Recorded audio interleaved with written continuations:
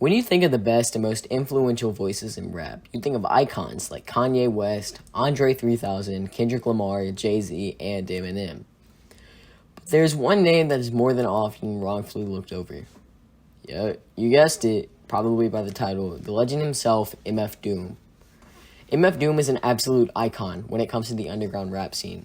Although he never truly reached the fame he deserved, he did, however, become one of the most respected names in rap.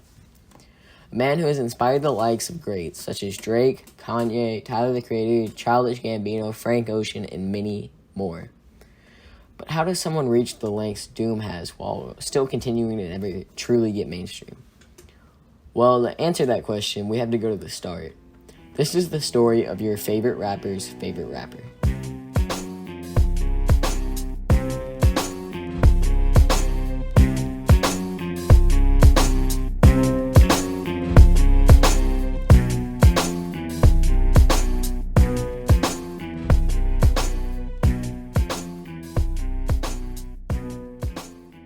July 13th, 1971. Jamil Daniel Thompson was born in Hounslow, London, where he and his brother were raised Muslim by his Trinidadian father and Zimbabwean father. Even though Doom was born in London, he moved to Long Beach in New York and lived there for the majority of his life. For some reason, he was recognized as a British citizen instead of becoming an American citizen. After finishing the 3rd grade, Jamil started DJing throughout the summer. He received the nickname Doom, a phonetic play on the name Jamil, among his friends and family as a young comic book reader and collector. 1988. Jamil had formed the group KMD with his younger brother DJ Subrock and Rodin. Jamil had donned the name Zev Love X, which backwards means X evolves. The X might refer to how the X is used in the Nation of Islam. Zev Love X, like Malcolm X, could be wearing the X as a sign that he rejects the idea of a last name as it is understood by white people. Often, the last name of a former slave owner appears in African American names. At least, that's how I've always interpreted it.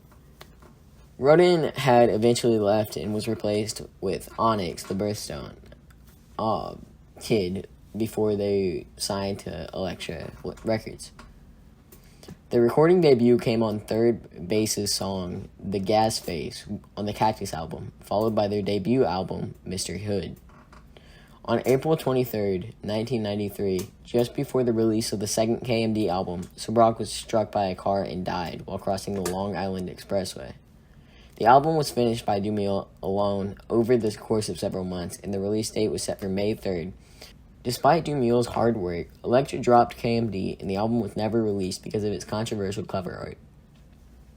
After his brother's death, Jamil left the hip-hop scene and lived homeless, having to sleep on benches. Jamil turned his unfortunate situation into character development while saying in an interview that he was recovering from his wounds and swearing revenge against the industry that so badly deformed him.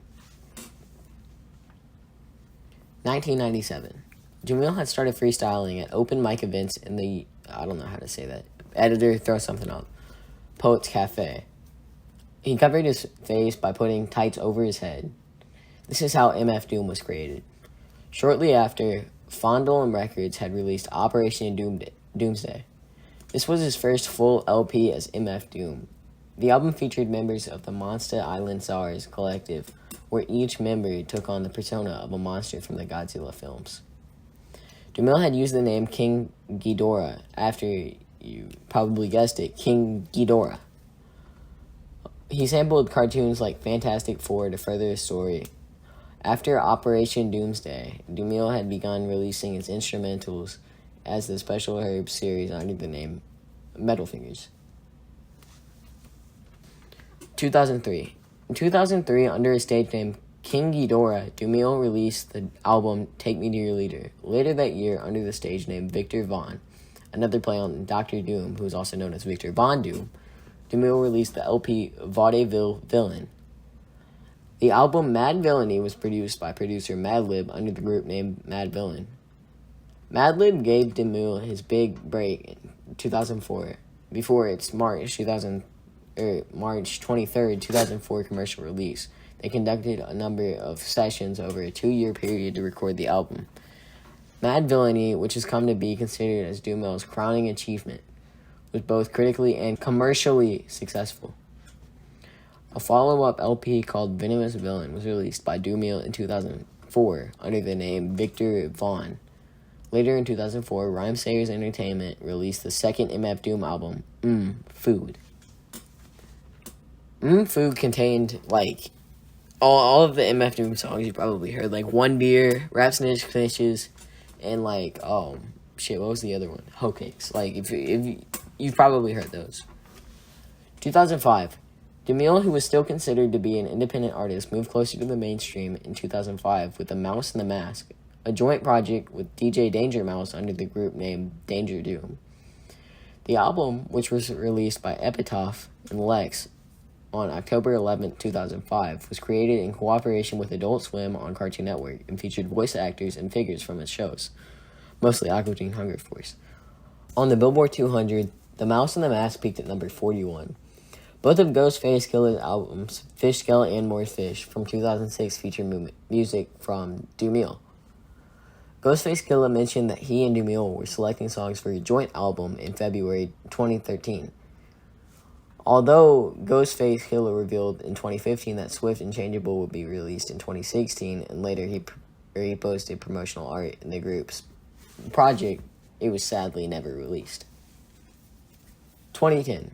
Early in 2010, Doomill released the EP Gazillion Ear on Lex Records, which was a collection of the remixes of the Born Like This song, Gazillion Ear, including one by Tom York and Gennaro Jarrell.